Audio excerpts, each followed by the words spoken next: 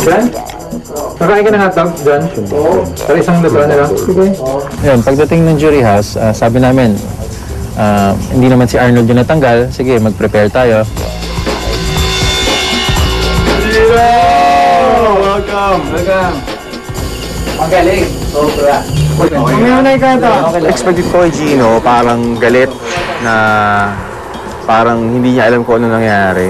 Pagdating ni Gino, parang chill lang siya, cool lang siya. Parang wala lang sa kanya. Kawa ako na natanggal siya kasi parang karma na sa'yo yan kasi binutat mo ko eh. Di vote out ka din, buti nga.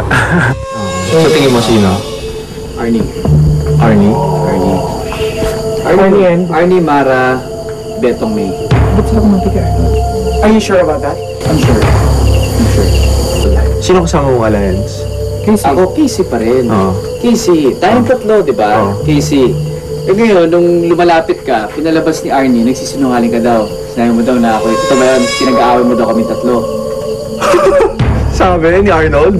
Oo, kaya galit sa'yo lahat ngayon. Because Johnny told me that you told him that you guys were in agreement. I didn't. The agreement was the three of us, me and Johnny. Pinag-aaway ko raw lahat? Pinag-away mo ako, pinag-away mo si Casey, pinag-away mo si Arnold. So, para sa plano mo. Sabi ni Arnold? Sabi ni Arnold. Grabe. Silang dalawa ngayon. Grabe. Ito yung mastermind, pare. Anong sabi ni Casey? Sabi ni Casey, well, kami, syempre, parang kasi pinul ni Arnie yung card na, Naniniwala ka doon na pinag-aaway ko kayo? sorry, pero yun yung sabi niya eh. Oo. O tapos? Tapos sinabi rin kasi ni Casey na sinabi mo daw na ako yung nag-mastermind. Gusto ko siya tanggalin. Someone told Casey that I was the one who wanted to out. And apparently, Casey told me that si Johnny told him that I was the one who's mastering everything. Which in fact, you were the one telling me who told him out. So, it was like Johnny was playing everything. Unting-unting nag-unravel ang story. Hindi ko lang alam kung totoo yung mga kwento, pero at least nalalaman na namin ng kanya-kanyang anggulo kung ano man ang mga pananraidor at mga bagong alyansa na nangyayari sa loob. Naganda kami sa'yo ng food. Alam namin gutom na gutom mo. Ang dami ko kinain nung isang araw eh. So, Saan kinuha kayo? nila ako sa place. Pinaglutuan naman rin ako ni Arthur. Nakain ako ng maigi. Hindi ako kumakain talaga ng hotdog, pero kinain ko talaga lahat. Tapos kumain ako ng maraming mga, yung parang, yung bar na may chocolate. Sobrang sarap. Sabihin ako si Casey kanina, hindi matingin sa akin. Trusted ng damos to, pag ganun pa siya kanina. May bread ba kayo? Meron. Game lang yan, John. Si Johnny isa sa taong hindi makaget over sa pagka-vote out sa kanya. So parang laging inis na inis siya, nagmumura siya. Mami, save ako ng ulo yung tsaka si Casey. Gino, binota mo ako, lolo ka ah. Babarili ko yung tuhod mo eh. 4 na beses pa ako sinabihan. Oh bro, I trust you.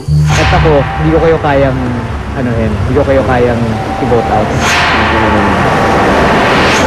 Bro, sinabi ko sa'yo. Hindi. Ako, di ba? Hindi. Ito lang sabihin ko sa'yo. Sa lahat ng yan, ikaw lang kapagtiwala ko sa kanya. Alam mo ba? Ikaw alam naman. Okay? Anong ginawa mo? Sinabi mo, mastermind ako.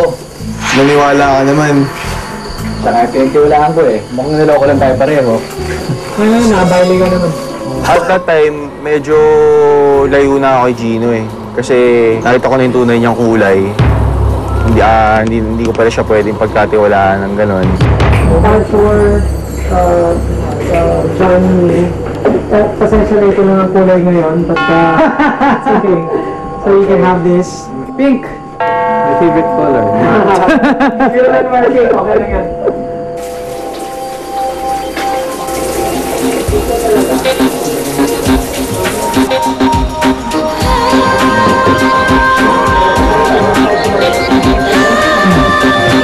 So, nung naligo ako, usually dapat masaya ka kasi first bath mo. Masaya siya, but syempre parang yung first night talaga yung transitioning from your emotions, medyo mahirap. Although, wala ka nang magagawa eh. Natanggal ka na, so kailangan mo na lang talaga hintayin kung ano yung mga darating na balita. Good night, guys.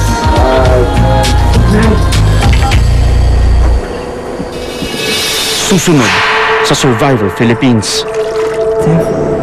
Gusto mag-apologize eh. Anong personal gusto ka mag-apologize? Kasi... Hindi ko wala kasi akong alam eh.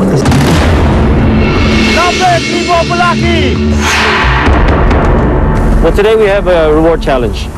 And I have a funny feeling about this, that this is going to be a big one.